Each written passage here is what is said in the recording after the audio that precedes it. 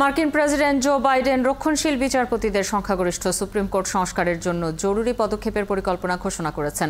সোমবার তিনি এই পরিকল্পনার কথা জানিয়েছেন। এতে বলা হয়েছে, বিচারপতিদের জন্য তিনি 18 বছরের মেয়াদসীমা প্রস্তাব করবেন। প্রতি 2 বছর পর নতুন বিচারপতি নিয়োগ দেওয়া হবে। তবে এই পরিকল্পনা বাস্তবায়নের সম্ভাবনা প্রায় শূন্য বলছেন বিশেষজ্ঞরা। আরও জানাচ্ছেন মাহফুজুর রহমান।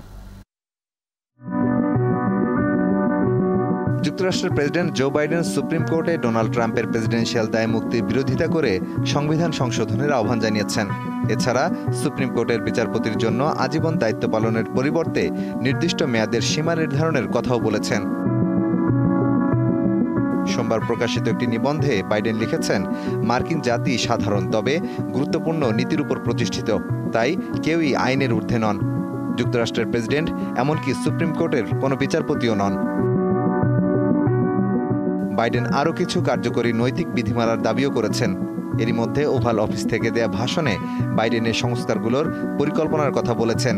তবে কংগ্রেসের গভীর বিভাজনের কারণে এগুলো বাস্তবায়নের সম্ভাবনা প্রায় নেই বললেই চলে। বর্তমানে সুপ্রিম কোর্টে ট্রাম্পের শাসনামলে নিযুক্ত 3 জন বিচারপতি রয়েছেন। আদালত একাধিকবার বাইডেন সরকারের নীতির বিরুদ্ধে রায় দিয়েছেন। 2022 সালে আদালত 1973 সালের রো ভি ওয়েডের রায় বাতিল করে দিয়েছেন। ওই রায় গর্ভপাতের অধিকার নিশ্চিত করেছিল।